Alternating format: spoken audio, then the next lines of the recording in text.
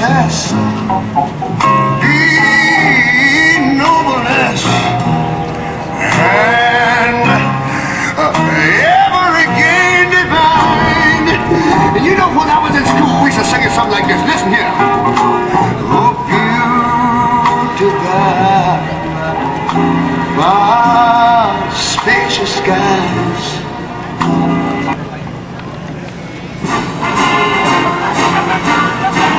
Ladies and gentlemen, we hope you've enjoyed watching and taking pride in this rare glance at 50 years of Air Force heritage. On behalf of the Commander of Air Combat Command, General Hornberg, I'd like to thank you for joining us here today. We hope you've enjoyed this brief look at your United States Air Force F-86 Eagle and a rare glance at Air Force heritage. Thank you and enjoy the rest of the show. From North America, this particular plane is actually a Canadair F-86 built in Canada with a slightly bigger engine than North American offered in their airframe, built under license in Canada.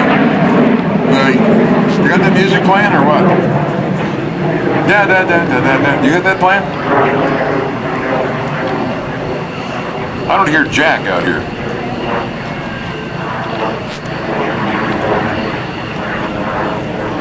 I'm just going to wait till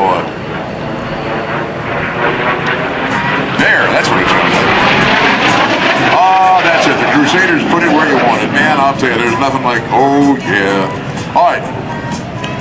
The guy that's flying the airplane is Dale Snodgrass. Now, the man is just shy of a legend around here. And he flew the show here 6 years ago as a Commodore, and he was in an airplane more than he was standing on the deck. I mean to tell you, the man loves to fly. Snort retired on June 1st of '99 after 26 years of naval service. He was the first flight school graduate to be selected for training for the F-14 Tomcat, and by the way, he is the highest time Tomcat pilot in the Navy, and that's a record he will probably hold. The highest time F-14 pilot with 4,800 hours in the Tomcat and over 1,200 carrier-arrested landings, 10,000 total hours. Snort flew 12 operational fighter squadron and wing tours, including command of Fighter Squadron 33, the Starfighters during Desert Storm, and command of all the Navy's F-14s as the Commander Fighter Wing Atlantic. He was in 1985 selected as the Air-Land Fighter Pilot of the Year. Of all of the Tomcat drivers in the Atlantic Fleet, he was selected as #1. The following year, now he started, and when he had that was great press for the Navy, see? So he was flying for the Puget Dog. He was flying for Fighter Squadron 43, and they thought it'd be great if they had the Fighter Pilot of the Year flying demos in the Tomcat, so he wound up becoming a demo pilot while still in 143. Under Commander Moon Simmons. So,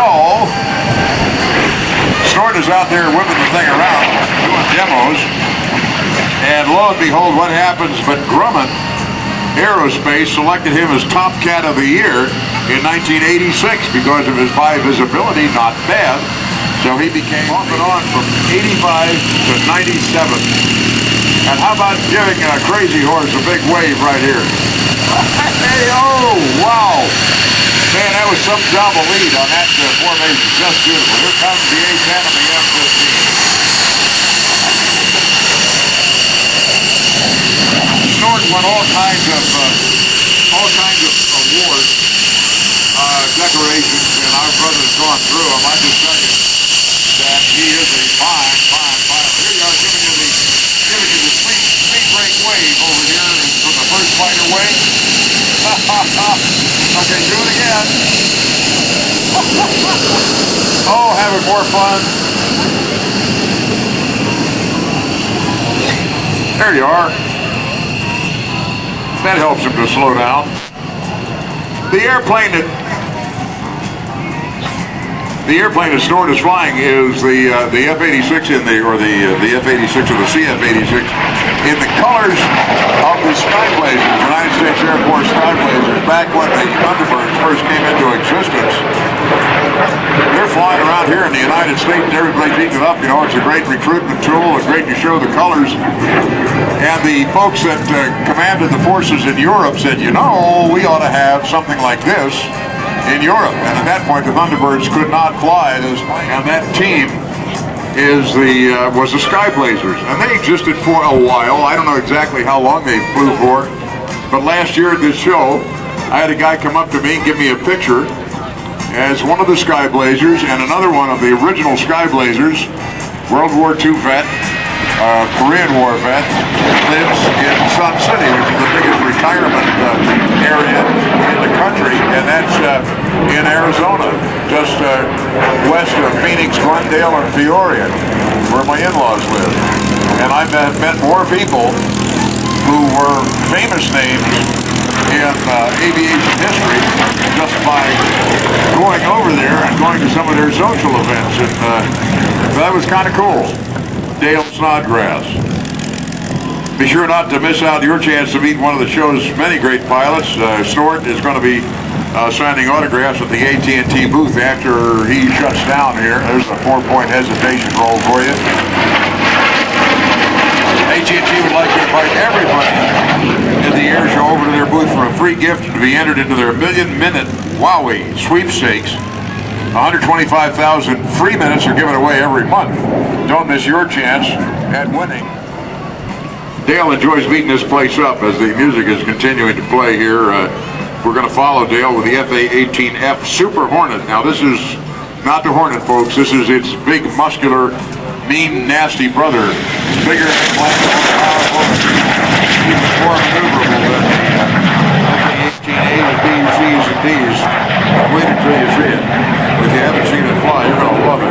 We'll follow that with Sean Tucker. And enough people said, oh, I want to see the Shockwave again. You're whining, you know. Oh, I want to see the jet truck again. You want to see the jet truck? Want to see the Shockwave again? We have arranged to have the Shockwave have a race that would be a little more evenly matched.